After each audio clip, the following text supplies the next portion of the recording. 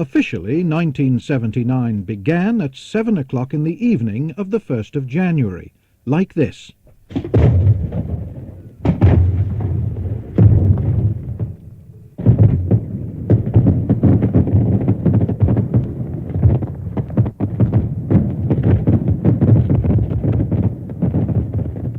And so Millennium Year was launched, a much-heralded milestone approached with high hopes or deep forebodings, depending on your point of view.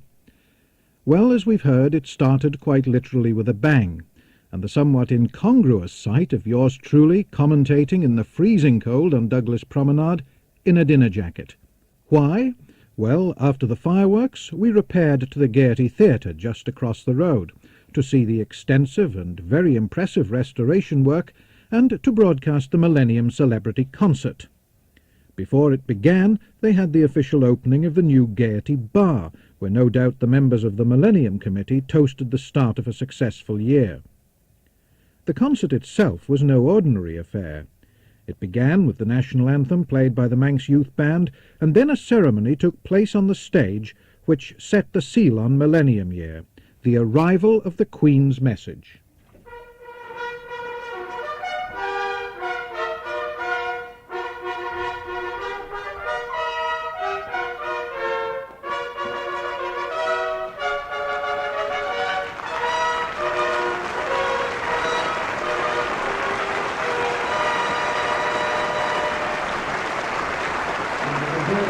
From the audience as Derek Harrison, flanked by his 4 escorting athletes, runs down the centre aisle of the Gaiety Theatre, up the red-carpeted staircase and onto the stage of the theatre, where he hands the silver baton containing the message from the Lord of Man to Mr. Robert Quayle, the Clerk of Tynwald. And you will hear Mr. Quayle announcing the arrival of the baton, and that will be followed by the voice of His Excellency the Lieutenant Governor.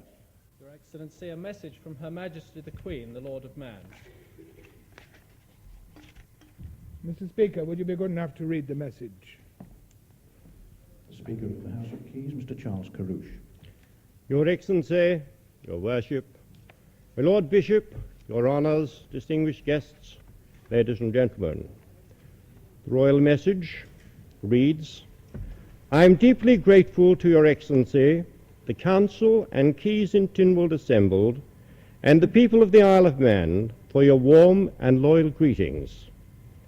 I greatly value the ancient ties which link the Crown with the Isle of Man, and I look forward to presiding at the annual meeting of Tynwald next July and sharing in the celebration of this historic event.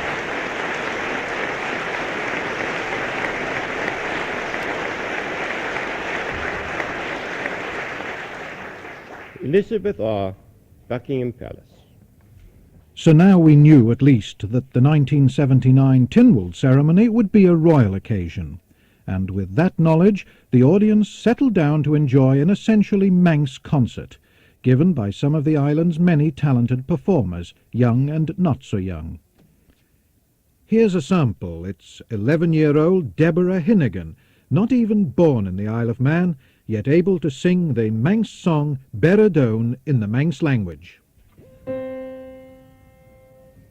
Bells die, Beradone, Cratashul, Manach Vela wants him a glass, Liathach Barul, Hemadronga Saclu, Rockallafon, Azig and Jig, Beradone, Tai Erani.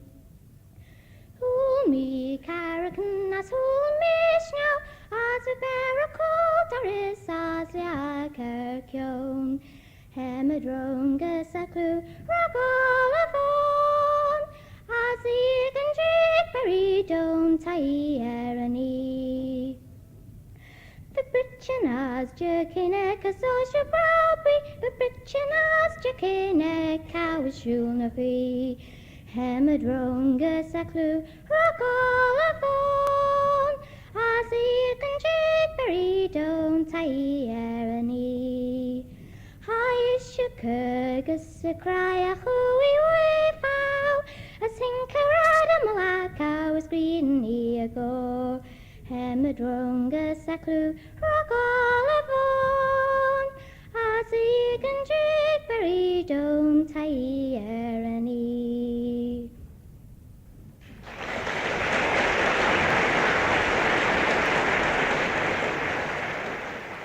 Beridone, sung by Deborah Hinnigan, who now, a year later, will be a very old lady of 12 years old. Well, having got Millennium Year off to a successful start, we found ourselves caught up in a widely varying program of Millennium Year projects.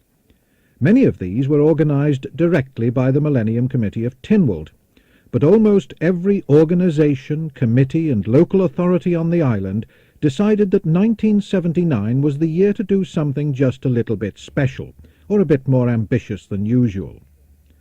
The churches, too, decided to mark Millennium Year in a very special way, with the week-long Mission to Man centred on the Villa Marina at the end of March. A team of visiting church men and women toured the island's churches and schools, and local church members undertook to visit every home on the island with literature. By the end of the week of the mission, many thousands of people had made at least one pilgrimage to the Villa Marina services. Here's an extract from the service on the last night, with a packed Villa Marina, Alive to God, the theme of the mission, and Robert Quayle, the clerk of Tynwald. I'm a tiny bit worried that I'm going to get some jealous glances from members of Tynwald, because there's an enormous lot of people here tonight. And clerks are supposed to be seen and not heard. I don't know whether any of you have been noticing around the island some little signposts appearing with the inscription Millennium Way on them. I'm rather footsore today because yesterday I walked the first 14 miles or so of the Millennium Way after it was opened. Noel Kringle started off at the beginning somewhere, but I think he must have got lost because he hasn't been seen since. Have you, Noel? But along the Millennium Way, starting from Sky Hill in Ramsey, all the way down as far as I got to Crosby, at little intervals there were signposts saying Millennium Way with a pointer. And one would be walking in moorland up in the north of the island, miles from anywhere, through bogs and this sort of thing, and suddenly one would come across a signpost. And you found you were on the right track, or you found you weren't on the right track and you had to turn a bit to one way or the other. Well, I was asked to say what Jesus Christ means to me. Well, he means a lot of things, obviously. But one of the most important things Jesus Christ means to me, he's like one of the signposts on the Millennium Way. He gives my life direction. Times in my life I'm wandering along, perhaps between Snowfell and Pennypot, wondering exactly where the path is to go, and suddenly I stumble across a signpost that says, Millennium Way, that way. God's way, that way. And I want to share with you tonight one time when I was walking along and I suddenly found a sign pointing not in a direction I expected. 4 years ago, I was a solicitor in London. I suppose you could say that the world was my oyster.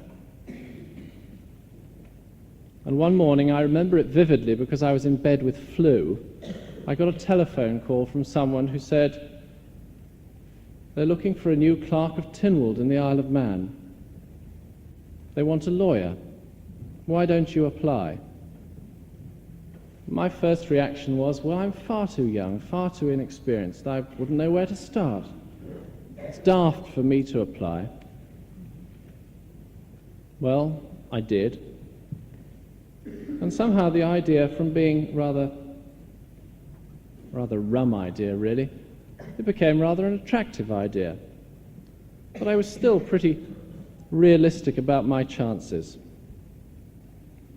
But as the idea got more and more attractive in my mind, I began to find that I got more unsettled. I'd been living in London. I'd been spending all my spare time doing up a derelict house. Seems to be my lot to do up derelict houses. And we'd just got it finished, just starting to enjoy living in it again and doing all the things that we said we'd do when we'd finished the house. And I was pretty unsettled. I thought, well, what on earth am I going to do? I'd quite like that job, but... And then I realized that it wasn't up to me to worry about it, because I wasn't in charge of the direction of my life. As a Christian, God had taken over that. God was in charge of my life. I might not have been behaving as if he was, probably still don't a lot of the time. But I realized that God knew which way I was supposed to go there. And so I said, well, I'm feeling unsettled because I don't know which way I've got to go. If you want me to go to the Isle of Man, you make it absolutely clear to me. And although, obviously, it was a bit funny not knowing exactly where I'd be in a few months' time, I found myself pretty amazed to have got an interview for that job. And before the interview, there's someone living in the Isle of Man. I don't expect he's here tonight. But if you asked him what frame of mind I was in before then, he'll tell you that I didn't have really a care in the world, that I was nice and relaxed. You wouldn't have thought I was going to an interview. Well, God made it pretty clear what he wanted me to do. Because God had shown me which direction to go. And I don't know why God wanted me to come to the Isle of Man. I don't need to know. Perhaps it was to stand up before you all tonight and say, I am a Christian. God has control of my life and the direction it goes. I remember a story that my father used to tell of my great-grandfather, who, when he married my great-grandmother, was asked to write his name in the family Bible. And he said, no, I don't want to write my name in the family Bible, because I want to be remembered not for who I was, but for what I was. I want to be remembered as a follower of Jesus Christ, and nothing more. Robert Quayle. It soon became clear that one of the features of Millennium Year was going to be a succession of royal visitors. The first of these was Her Royal Highness Princess Anne, who came wearing two hats, metaphorically speaking. Both the Riding for the Disabled organization and the Save the Children Fund command the princess's support, and she helped both during her visit, not least at a £15 a head charity ball in the Palace Lido for the Save the Children Fund. Princess Anne was followed by Princess Margareta of Sweden, who opened the Festival of Women at the Villa Marina just after Easter. One of the many traditional Easter sporting events is the Isle of Man FA Cup final, and Ramsey chose Millennium Year to demonstrate a resurgence of former footballing glories by beating Castletown, one of 3 football finals reached by Ramsey during the year. The end of April is the time for the Manx Music Festival, or the Guild as it's generally known. A regular event, yes, but like many others it was given a bit of extra gloss for Millennium Year. In this case, 5 visiting choirs from different parts of Britain, all of a very high quality, and all, perhaps predictably, carrying off all the trophies for which they were entered. Here's a sample of them.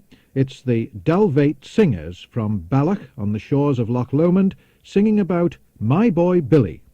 Where have you been all this day, my boy Billy? Where have you been all this day? Pretty Billy, tell me. I have been all this day with the lady Kate, but she is too young to be taken from her mammy. But she is too young to be taken from her mammy.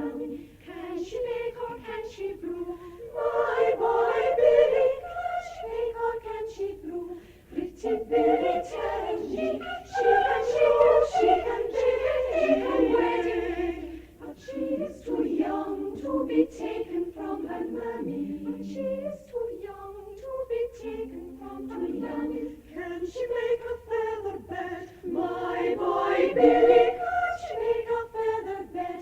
Pretty Billy, tell me she can make a feather bed. For any lady's bed. But she is too young to be taken from her mammy. But she is too young to be taken from her mammy. How old might she be, my boy Billy? How old might she be? Pretty Billy, tell me she's 1, she's 2, twice 11 or 22. But she is too young to be taken from her mammy.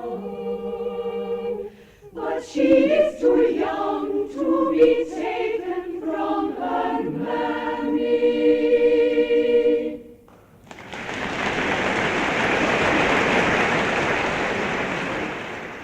The Dalvate Singers from Scotland, conducted by Jean Graham.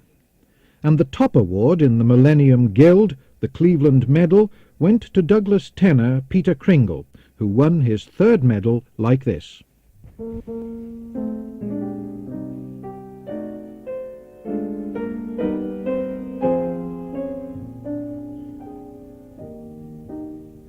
My thought of thoughts now art become forever. My heart's first love, my life's sweet melody.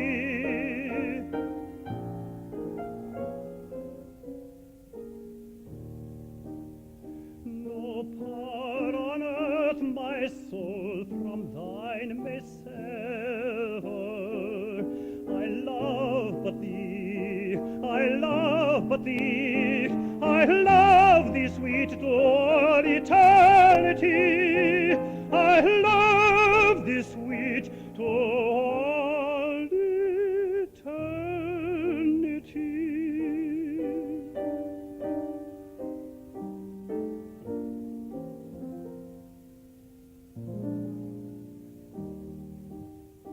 Of thee alone my heart is always dreaming.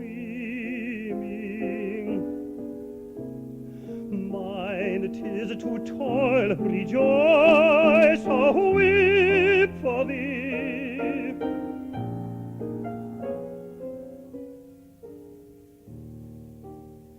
To watch the bliss within thy dear eyes beaming, to worship thee, to worship thee, to worship thee to all eternity, to worship thee to all eternity.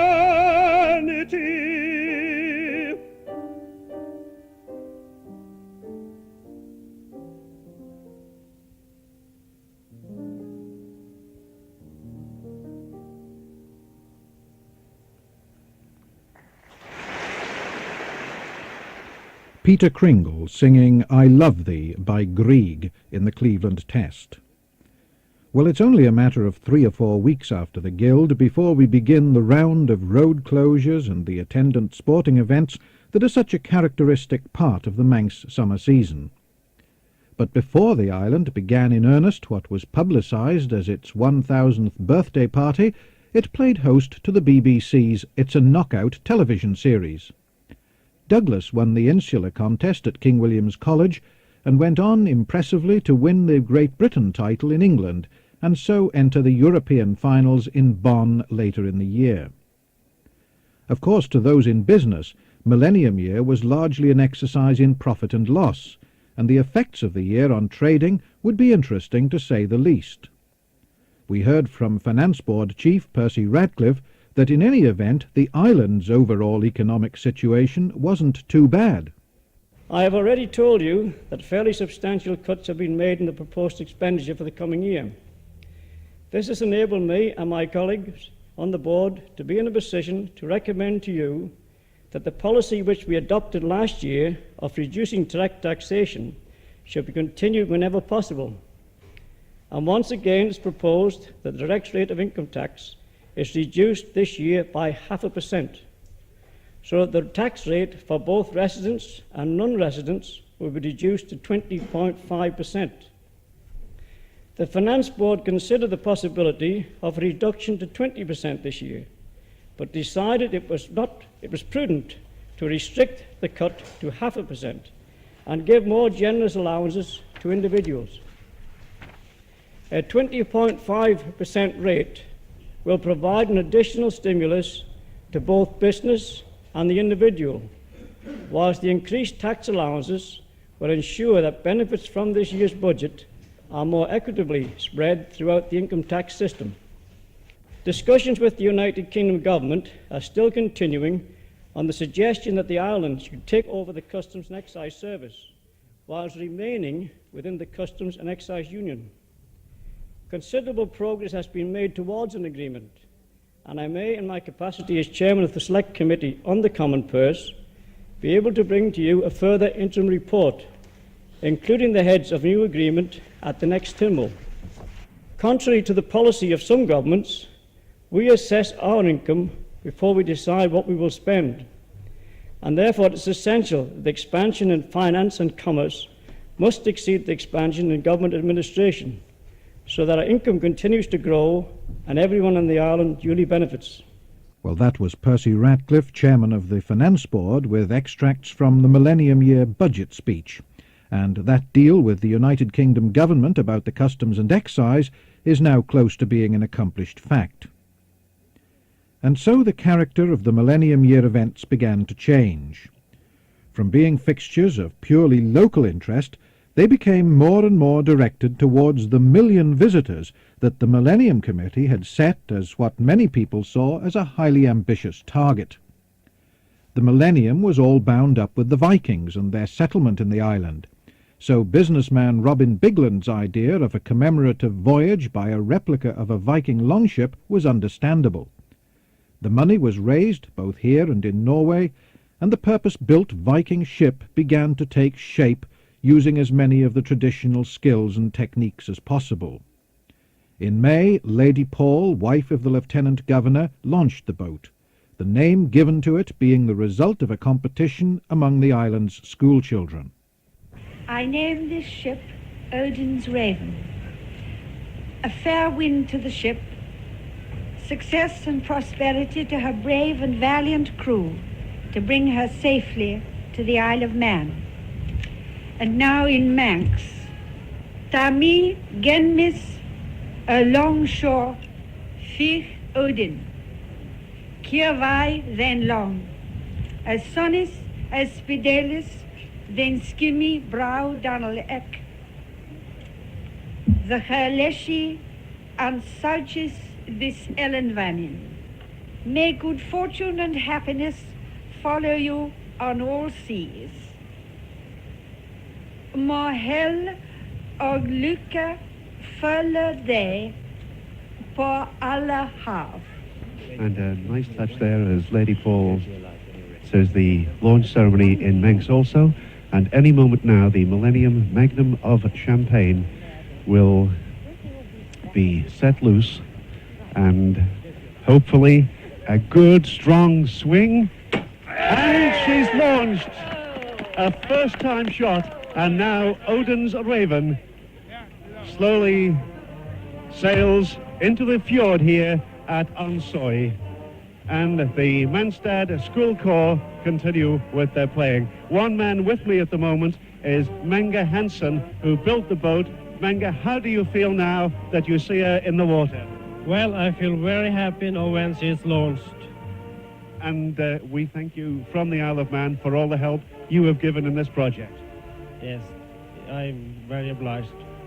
Thank you very much indeed. Well, a tremendous excitement here. Lots of small boats out on the fjord, and she sits proudly in the water with that figure head of the serpent proudly rising above the sun, glinting on the fjord. Tremendous moment. The band plays, and a tear or two, I think, in the eyes of many of the people here. Eddie, how do you feel? Fantastic. The reaction of skipper Eddie Kakin, with Peter Neal at the launching of Odin's Raven in Norway. Ships and the sea played quite a part in Millennium Year. Not surprising on an island, perhaps, and some of the commemorative courtesy visits were impressive enough in their own right. In the spring we had a whole fleet of West German warships. I wonder how many locals watched them and thought back, not so many years in terms of a millennium, when such a visit would have been quite unthinkable. David Collister presented the program Sunday Magazine live from the Federal German ship Rhine and asked the commander, Harold Jacobi, what was the function of the patrol boat Squadron No. 3 and its depot ship, the Rhine. Well, first of all, we have to look at our function in wartime and in peacetime. In wartime, our function will be to defend the Baltic Straits in coordination with the Danish Navy. This means, of course, always in connection with the whole NATO. The other thing is what we have to do in peacetime. In peacetime, I suggest the first thing what we have to look at is deterrence. We have to produce deterrence, and that means that we have to have our force at high standard, which means that this would be a contribution to secure peace in general. The second thing is that we have to visit other people in order to establish contact and in order to increase mutual interference. And this, I think, is a very important thing for us, and therefore we are here to see you here on the island of Isle of Man. And we're very, very pleased to have you with us, of course. What about, very briefly, the details of the armaments and their range and effectiveness that you have on board? First we have to talk about the main armament. The main armament are missiles of the type Exocets, which are coming from France. These missiles are also employed in the British and the Royal Navy. We have 4 of those, and the range are about 40 kilometers. Another thing is we have 2 guns in our boats, especially the 3-inch guns and the 40-millimeter guns, but both are for self-defense. I can say that we are highly satisfied with the effectiveness and the reliability of these weapons. Now, what about the officers and the crew? Are they all full-time career sailors? No, I can't say so. We have most of the officers, they are full-time career officers. We have some of them who are serving for a special time between 4 and 12 years. The CPOs we have on board are partly career CPOs. Others are serving for a time up to 12 years. The petty officers are mostly limited to service for a special time, 2 to 4 years, sometimes 8 years. And we have a lot of conscripts who are serving for 15 months in our Navy. And your home port is Flensburg. Could you tell us a little about what that is like? Yeah, well, Flensburg is a town which is situated near the Danish border. It is situated at the end of a beautiful fjord, and it's a town of medium size, and we can say that Flensburg has a right familiar atmosphere, and that we naval people feel quite well in that town. You might compare it with Douglas. Could be not as pretty as Douglas, for example. Now, you yourself are from, is it Sorup? Your own village, is that a village? Yes, this is true. That's a small village in the countryside near Flensburg, and I'm living there with my family. I have a wife, 2 children, and a golden retriever, a marvelous dog, and we enjoy our life in the countryside. Commander Harold Jacobi of the Federal German Navy talking to David Collister.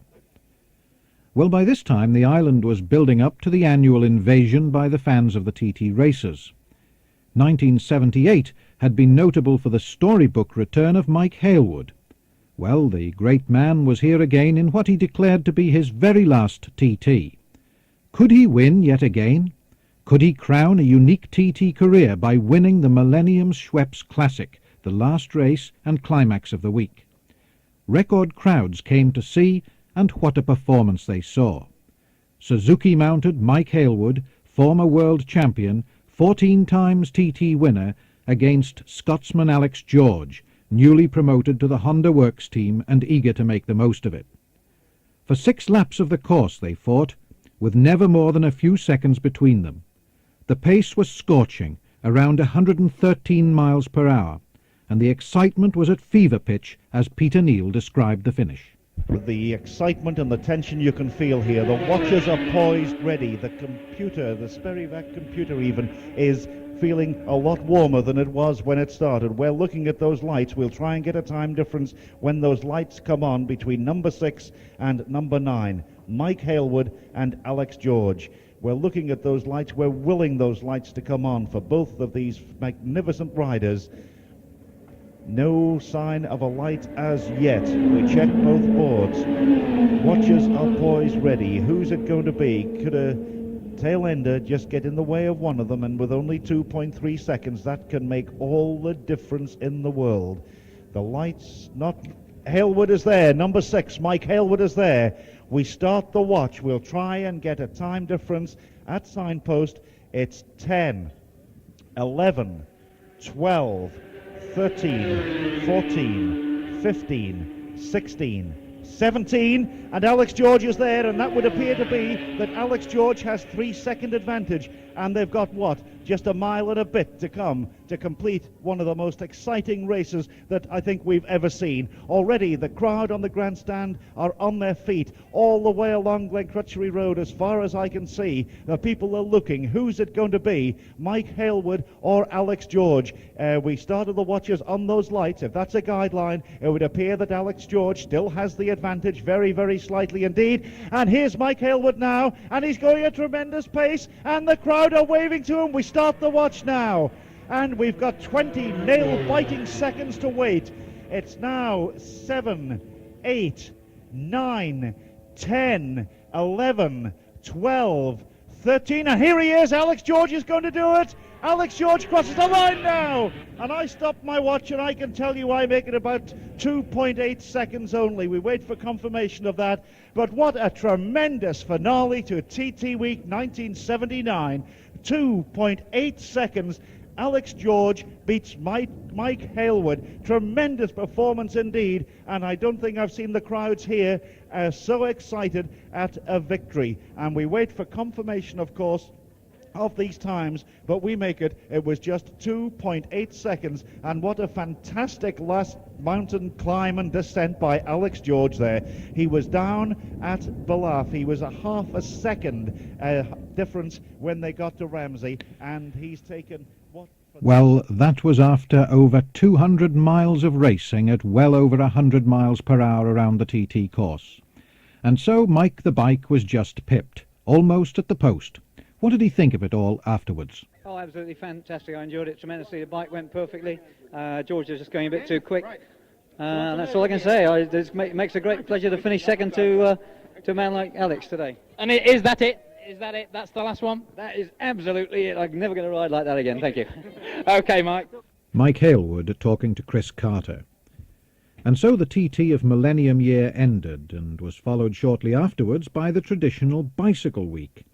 And what better way to celebrate Millennium Year than with a local victory in the big one, the International Bicycle TT over 3 laps of the TT course. Steve Jochen was the Manxman who beat many of the world's foremost road racing cyclists to win the International and to do no harm at all to his chances of inclusion in the British Olympic squad for 1980. And while all this was going on, one of the enterprising parish Millennium Committees had arranged a wedding.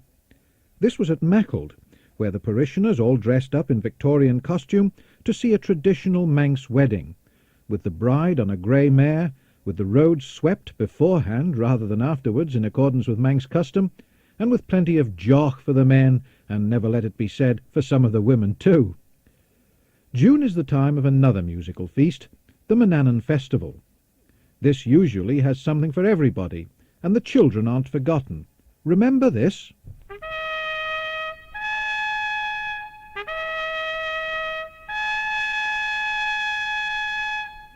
Hello, I'm Atara, and with me is my band. Yes, Atara Ben Tovim, former principal flautist with the Liverpool Philharmonic Orchestra, playing with her band and telling stories about the War of the Puddings and how Bert taught the clog dance to the King of Accrington, and who this very day received the MBE in the New Year's Honours List for services to children's music. On her visit to the Isle of Man, she played music like this.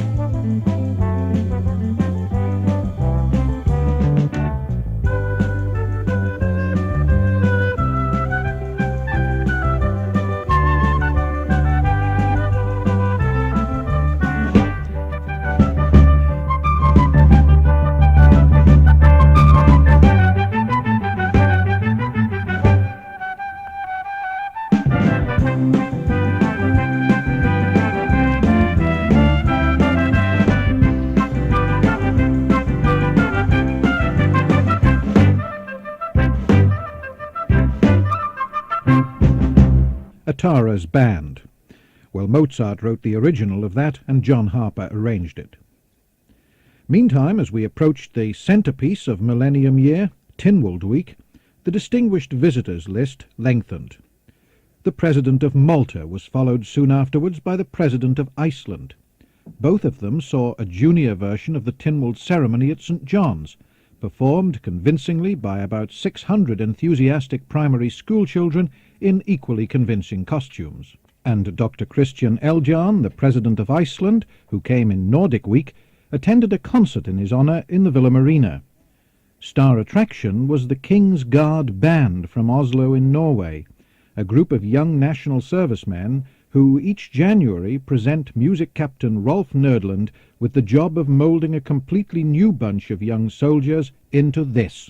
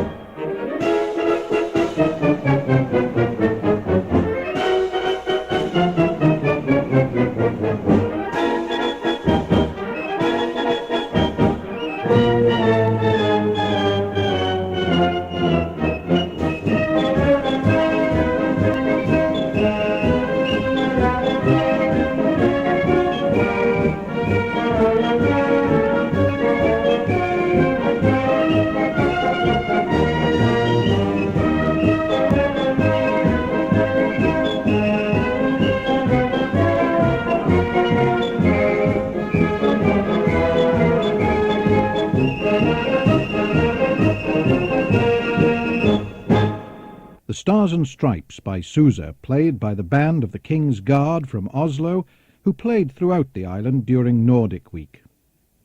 Well, the Viking longship Odin's Raven had been launched, as we've heard.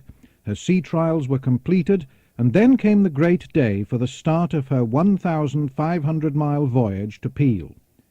Manx Radio did a live link-up with Norwegian radio, and Peter Neal handed over to a Norwegian reporter who described the scene at Trondheim. Thank you, Peter, and good day to you all in the Isle of Man from the harbour of Trondheim, mid-Norway. The weather is not such as we could wish on this great occasion when your beautiful Viking ship is leaving us. It has been raining and there's no wind, but in spite of the rather bad summer weather, several thousands of Trondheim inhabitants are present to see Odin's Ravn set out for its long journey across the North Sea.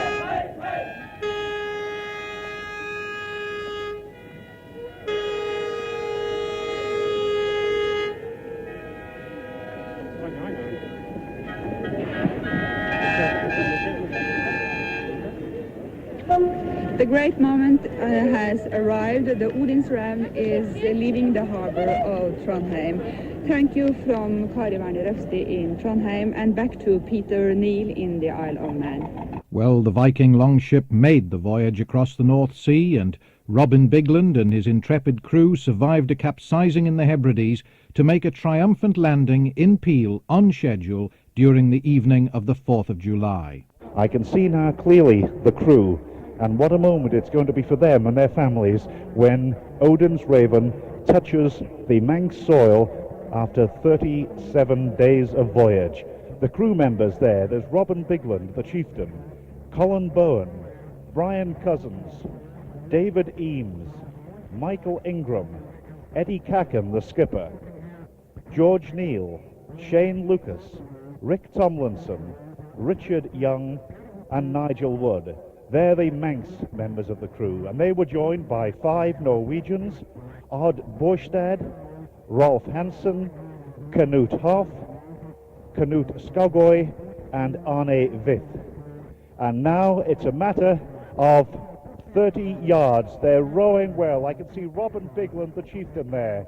Eddie Cacken aboard there too, and she's almost touching Manx soil. They raise the greetings.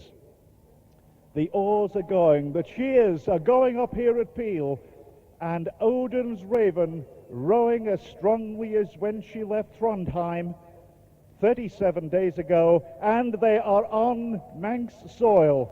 The 2 leading members of the crew leap into the water, the crowds cheer, the applause rings out, and Odin's Raven, as each member of the crew now, the Manx and the Norwegian alike, they leap into the waters and onto the beach. And what a greeting they are about to receive. His Excellency, the Lieutenant Governor, the patron of the Manx Millennium Voyage, and Lady Paul, who performed the launching in Norway in Manx and in English, and she calls herself the godmother to this vessel, and I'm sure it's a very proud moment for her particularly that she has arrived safely. Well, the voice that you could hear there behind Peter Niels was a Norwegian commentator broadcasting live back to Norway. But while the latter-day Vikings were still sailing around the west coast of Scotland, the Lord Bishop of Soda and Man led the Manx people in a national service of thanksgiving, held in the cradle of Christianity in the island, Peel Castle.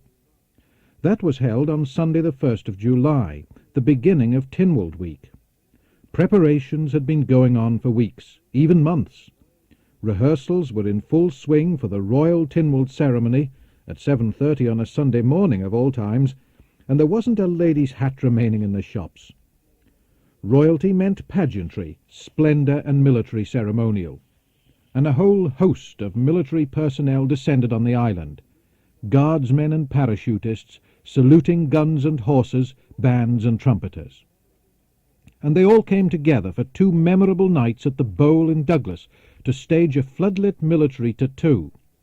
For the thousands who saw it, this must have been one of the highlights of Millennium Year. A show produced to the high military standards of Major Aubrey Jackman, also the producer of the Cardiff Tattoo and the Wembley Military Musical Pageant. It had all the ingredients of the Royal Tournament and other similar events usually seen here only on television. and the important arena party was found by the local cadet forces, and the muster at the end included the local standards of the Royal British Legion and Women's Section, so we had an island interest in it as well. And then it was Tynwald Day. St. John's was beset by grandstands, television scanner vans, portable loos, marquees housing closed-circuit televisions, stalls upon stalls, and hawk-eyed security men. From all over the world, Manxmen had come to be there on the great day. From the early hours of the morning, the crowds had gathered to witness the ceremony which was to be unique in the whole world, the Millennium Tynwald ceremony. It was a slightly overcast morning on the 5th of July as the royal flight from Edinburgh arrived at Ronaldsway Airport. Then Her Majesty the Queen and His Royal Highness the Duke of Edinburgh travelled to St. John's in an open carriage, accompanied by a travelling escort of the household cavalry.